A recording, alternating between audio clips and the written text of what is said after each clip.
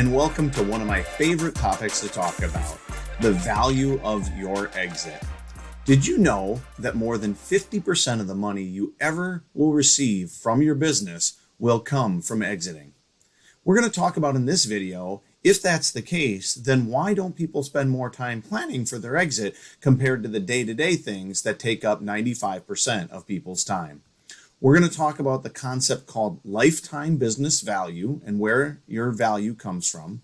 We're going to actually calculate an initial lifetime business value. And then we're going to talk about the topic that what's good for running a business is also good for selling it and vice versa. All right, let's jump in. Okay. Oftentimes when I'm giving a presentation, I'll put up this graph and I'll show that for most people, when you add up all of the money they took in their own pocket from running a business and the money they got from exiting, the historical earnings is the smallest part. The future earnings between whenever they learned this graph and they decided to exit is the next chunk, but by far and away, the biggest proceeds come when you exit your business. The reasons for that are this. First of all, you're funding your business as you're growing it. So you're typically not taking money out of it, but rather reinvesting it in more stock, more people, more resources, more marketing, new brand launches, those types of things. Second, most people get a tax efficiency when they exit their business compared to the tax rates of operating a business. And third, oftentimes your exit is structured with increasing rewards the better the business does, so that this graph skews toward more money coming from your exit than from the lifetime of running it. It does beg the question though, if 50% or more is going to come from the exit, why does the typical seller spend less than 5% of their time planning for a sale? And I have to say that I've asked this question at dozens of presentations that I've given in the industry. And if there's 100 people in the room, and if I ask what percentage of people are spending even more than 5% of their time planning their exit, rarely do 10 hands go up.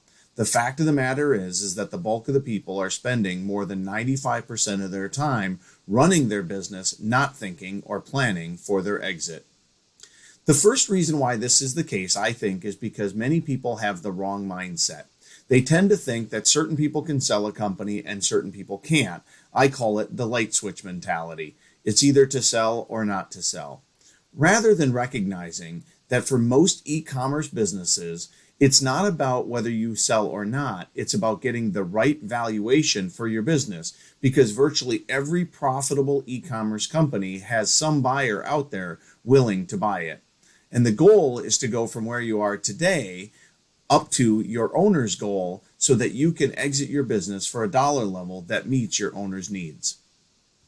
Other reasons why people don't spend more than 5% of their time planning for a sale are this.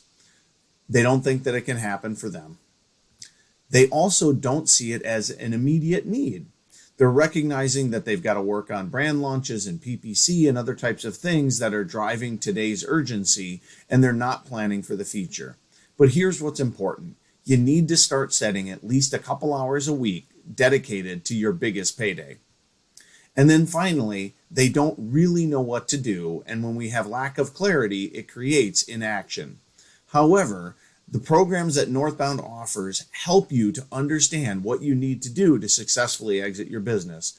Watch the videos that we produce and then complete the action items in your exit strategy workbook to get your exit strategy in place.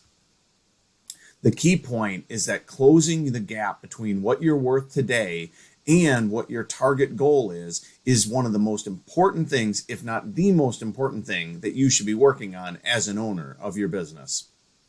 Here's an example of a lifetime business valuation worksheet. Simply put, you layer in your numbers as of your last closed month, what your TTM revenue was, what your profitability rate was. I like to go quite conservative on the multiples. Then what you do is you start setting out some goals in the next 90 days, the next 180 days, and then over the next 3 years. And ultimately what happens is you start to see after tax, what happens when your business grows and gets more profitable, and you can start to go, oh, okay, here's the valuation that I want to get to, which is in the last column, where you set a goal for yourself that says by July of 2022, I want to sell my business for $2 million revenue, and it's got $500,000 of profit. And if I can achieve a 4x multiple on that business all in, I would be able to get $2 million. And if I pay the deal fees that I might have and the tax rate that I might have, I could end up with $1.3 million. So let's now compare that to the lifetime of owning that particular business. As you can see in this particular analysis, if the business was averaging about $150,000 of profits over the last couple years in total, and you had a 40% draw rate where you took that amount out, and then you paid your taxes on it, you're only taking a few percentage points out of the business. Even if over the next couple of years before you sell, the business takes off and you start taking out 30 to 40% of that, if you notice, the future earnings doesn't get that large either. The bulk of the earnings, in this case, to be dramatic, 88% of the money that this business owner would ever take out would be taken out upon exit. Here's why you just have to embed this in, and I encourage everybody to fill out the lifetime valuation walkthrough, is that I have never found an e-commerce business that didn't get more than half when we filled out this analysis. Simply put, it's like leaving 50 cents of the dollar on the table if you never exit your business.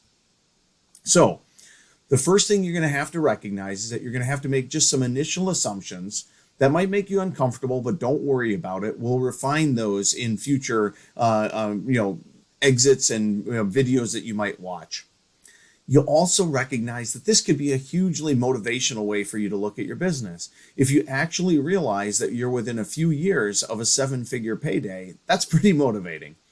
And finally, set this action item as a recurring thing that you do. It only takes about a half an hour, and I recommend it that you do it each month after you review your monthly financials so that you can take a look at it and update the value of your company. So please stop the video and go complete an initial lifetime business value analysis of your workbook. Okay, now that you've done that, take a look at what the implications of this are for you as a business owner. First of all, you now have a clear and quantifiable goal of the economics that you want to reach. You can start to focus on activities that drive what I call enterprise value. Enterprise value is, simply put, things that make your business more valuable. Maybe they don't grow revenue as much, but they grow profitability and valuation even more. An example of this is that many people I've seen, they try and diversify from Amazon, for example, into a D2C or a Shopify store.